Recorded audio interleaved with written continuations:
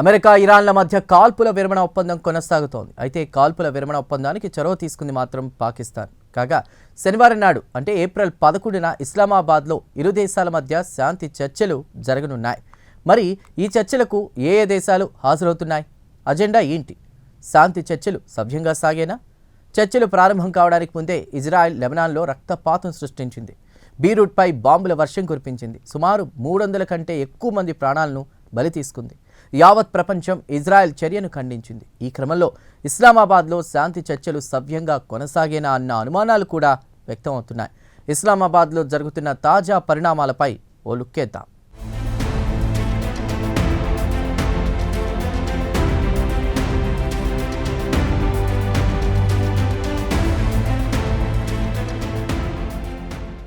సరిగ్గా 6 వారాల క్రితం ఫిబ్రవరి 28న శనివారం నాడు అమెరికా, ఇజ్రాయెల్ సంయుక్తంగా తెహ్రాన్పై బంకర్ బస్టర్ బాంబులతో దాడి చేసి Iran supreme leader Ayatollah Ali ఖమేనీని లేపేసింది. అటు తర్వాత అగ్రరాజ్యం అమెరికాతో పాటు ఇజ్రాయెల్పై ఇరాన్ ఒంటరి పోరాటం చేసింది. ఈ యుద్ధంలో ఇరాన్లో వేలాది మంది ఇరానియన్ పౌరులు ప్రాణాలు కోల్పోయారు. అదే సమయంలో అమెరికా, ఇజ్రాయెల్ కూడా భారీగా నష్టపోయాయి.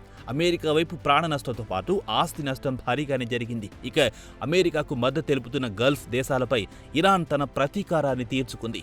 గల్ఫ్ దేశాల్లో ఉన్న చమురు బావులను లక్ష్యంగా చేసుకుని ధ్వంసం చేసింది. దీంతో ప్రపంచవ్యాప్తంగా ఇంధన సంక్షోభం నెలకొంది. ప్రపంచవ్యాప్తంగా ఇంధన ధరలు విపరీతంగా పెరిగిపోయాయి. పాకిస్తాన్ లాంటి దేశంలో పెట్రోల్, డీజిల్ ధరలు చుక్కలనంటాయి. పాకిస్తాన్లో పెట్రోల్ ధర 458 రూపాయల నుంచి కాస్త తగ్గించి 378కి సవరించింది. ఇక డీజిల్ విషయానికొస్తే లీటర్ 520, కిరోసిన్ లీటర్ 458కి విక్రయిస్తున్నారు. ప్రభుత్వం పెట్రోల్ ఉత్పత్తుల ధరలను పెంచడంతో సామాన్యుడి నుంచి సంపన్నుడి వరకు షరీఫ్ ప్రభుత్వాన్ని శాపనార్థాలు పెడుతున్నాడు.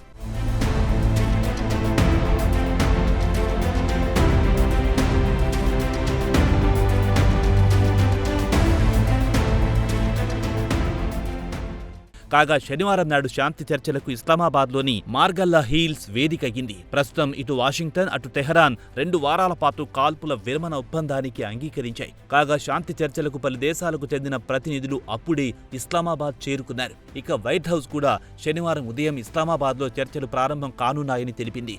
Iran supreme national security council గురువారం నాడు ఒక ప్రకటనలో ఇస్లామాబాద్లో శాంతి చర్చలు మరో 15 రోజుల పాటు కొనసాగుతాయని తెలిపింది. ఇరాన్ తరపున కొంతమంది ప్రతినిధులు ఇస్లామాబాద్లోని కొన్ని రోజుల పాటు ఉంటారని, లేదంటే టెహరాన్కొచ్చి చర్చలకు పిలిస్తే తిరిగి ఇస్లామాబాద్కొస్తారని ప్రకటనలో వివరించింది. ఇస్లామాబాద్లోని సెరెనా హోటల్ మొత్తం ఖాళీ చేయించింది పాక్ ప్రభుత్వం. బుధవారం నుంచి ఆదివారం వరకు హోటల్లో శాంతి చర్చలు కొనసాగనున్నాయి.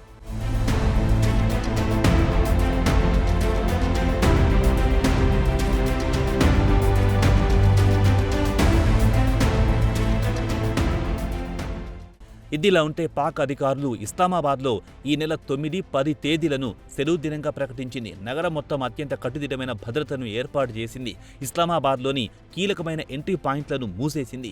అమెరికా బృందానికి జేడీ వాన్స్ నాయకత్వం వహిస్తారని వైట్ హౌస్ ఒక ప్రకటనలో పేర్కొంది. ఆయనతో పాటు ట్రంప్ దూత స్టీవ్ విట్కాఫ్, ఆయన అల్లుడు జారెడ్ ఖష్నార్లు హాజరవుతారు. ఇక ఇరాన్ తరపున Iranian parliament speaker Mohammad Bagher Ghalibaf, విదేశాంగ మంత్రి అబ్బాస్ ఆర్గాచీలు ఇరాన్ బృందానికి నాయకత్వం వహిస్తారు. అయితే ఇరాన్కు చెందిన ఇస్లామిక్ రెవల్యూషనరీ గార్డ్ కాఫ్ లేదా ఐఆర్జీసీ అగ్ర నాయకత్వం చర్చల్లో పాల్గొంటుందా లేదా అనేది మాత్రం తెలియదు. అయితే గాలిబాఫ్ మాత్రం మాజీ ఐఆర్జీసీ కమాండర్గా పనిచేశారు. అయితే పాకిస్తాన్ సీనియర్ ప్రభుత్వ అధికారులు మాత్రం ఆచితూచి వ్యవహరిస్తున్నారు. చర్చలకొచ్చే వారి పేర్లు గోప్యంగా ఉంచుతోంది. అయితే పాకిస్తాన్లో ఇరాన్ రాయబారి రెజా అమ్రీ ముగ్దామ్ ఎక్స్లో ఒక పోస్టు పెడుతూ ఇరానియన్ బృందం గురువారం నాడు ఇస్లామాబాద్కు చేరుకుందని చెప్పారు. అయితే కాల్పుల ఒప్పందాన్ని ఉల్లంఘించి ఇజ్రాయెల్ తరచు తమపై దాడులు చేస్తోందని ఆయన ఫిర్యాదు. కాగా ఈ చర్చల్లో ఇరాన్ ప్రధానంగా 10 పాయింట్లను ముందుంచి తన పంతాన్ని నెగ్గించుకోవాలనుకుంటోందని పోస్టు పెట్టి వెంటనే ఆ పోస్టును ఆయన డిలీట్ చేశారు.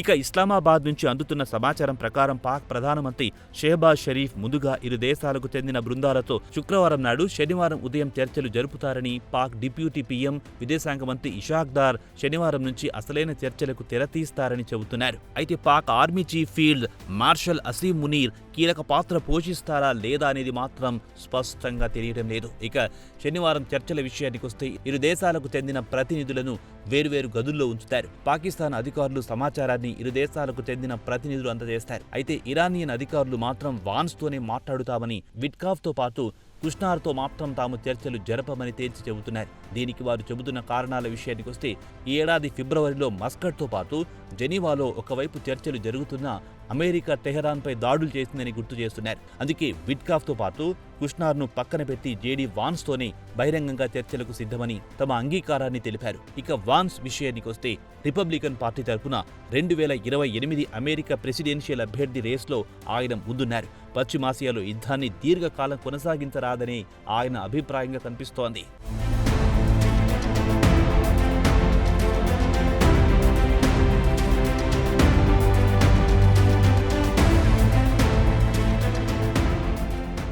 ఇక శాంతి చర్చలను కవర్ చేయడానికి ఇంటర్నేషనల్ మీడియా ఆసక్తి చూపుతోంది. సుమారు 36 కంటే ఎక్కువ మంది విదేశీ మీడియా ప్రతినిధులు వీసా కోసం దరఖాస్తు చేసుకుంటే ఇప్పటి వరకు 20 మంది జర్నలిస్టులకు మాత్రమే వీసాలిచ్చారు. అమెరికాకు చెందిన 30 మంది సెక్యూరిటీ టీం ఇప్పటికే ఇస్లామాబాద్కు చేరుకున్నారు. ఇక పాకిస్తాన్ విషయానికొస్తే ఇటీవల కాలంలో వాషింగ్టన్కు దగ్గరయ్యింది. మరోపక్క ఇరాన్తో సంబంధాలు మాత్రం అంతంత మాత్రంగానే ఉన్నాయి. కాగా అమెరికా ఇరాన్ మధ్య యుద్ధం ప్రారంభం కాగానే అసీం మునీర్ ఇటు అమెరికాతో పాటు అటు ఇరానియన్ నాయకులతో తెర వెనుక మంత్రాంగం జోరు పెంచారు.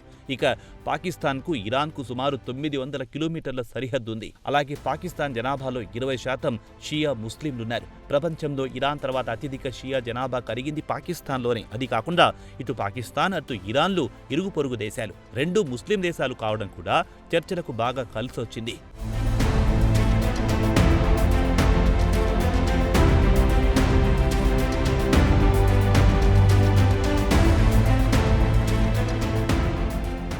ఇక పాకిస్తాన్కు కలిసొచ్చే అంశం విషయానికొస్తే మిడిల్ ఈస్ట్లో మాదిరిగా పాకిస్తాన్లో అమెరికా మిలిటరీ బేస్లు లేవు. అదే సమయంలో పాకిస్తాన్ 2004 నుంచి అమెరికాతో పాటు అతిపెద్ద నాటో మిత్ర దేశంగా ఉంది కాబట్టి ఇరాన్ పాకిస్తాన్ను నమ్ముతోంది. అలాగే 2018 నుంచి ఇస్లామాబాద్లో అమెరికా రాయబారి పోస్టు ఖాళీగా ఉంది. చివరగా 2018 నుంచి కేవలం ఒకే ఒక రాయబారి డొనాల్డ్ బ్రోమ్ ఆయన కూడా 2022 నుంచి 2025 ప్రథమార్థం వరకు కొనసాగారు. అప్పటి నుంచి ఆ పదవి ఖాళీగానే ఉంది.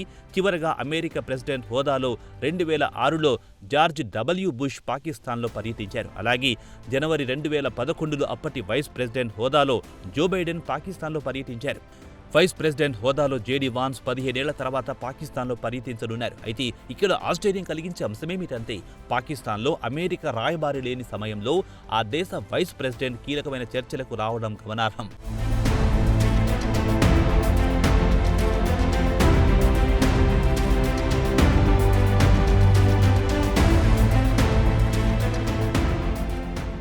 ఇక ఇరాన్ ప్రధానమైన 10 పాయింట్ల డిమాండ్ విషయానికొస్తే హార్ముజ్ జలసంధి చుట్టూ తిరిగే అవకాశం కనిపిస్తోంది. మిడిల్ ఈస్ట్ నుంచి అమెరికా తన మిత్ర దేశాల సాయుధ దళాలు వెంటనే ఉపసంహరించాలనేది ఇరాన్ ప్రధాన డిమాండ్గా కనిపిస్తోంది. కాగా అమెరికా మాత్రం ఇప్పటి వరకు ఇరాన్ డిమాండ్లను అధికారికంగా అంగీకరించలేదు. ఇక వైట్ హౌస్ డిమాండ్ విషయానికొస్తే ఇరాన్ వద్ద ఉన్న శుద్ధి చేసిన యురేనియంను తమకు అప్పగించాలని కోరనున్నట్లు వైట్ హౌస్ అధికార ప్రతినిధి కరోలైన్ లెవిట్ చెప్పారు.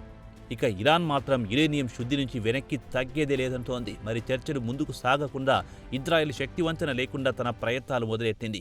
లెబనాన్పై బాంబుల వర్షం కురిపిస్తోంది. దీంతో ఇరాన్ విదేశాంగ మంత్రి అర్గాచి ఇజ్రాయెల్ లెబనాన్ దాడులు ఆపకపోతే తాము చర్చలకు రామని తేల్చి చెబుతున్నారు. మరోవైపు బుడాపెస్ట్లో జేడీ వాన్స్ మాట్లాడుతూ కాల్పుల ఒప్పందం అంశంలో లెబనాన్ను చేర్చలేదని ఆయన కూడా ట్రంప్ ఆటనే పాడుతున్నారు. మరి ఇన్ని అడ్డంకుల మధ్య శనివారం నాడు అమెరికా ఇరాన్ల మధ్య పాకిస్తాన్ ఎలా సయోధ్య కుదురుస్తుందో వేచి చూడాల్సిందే.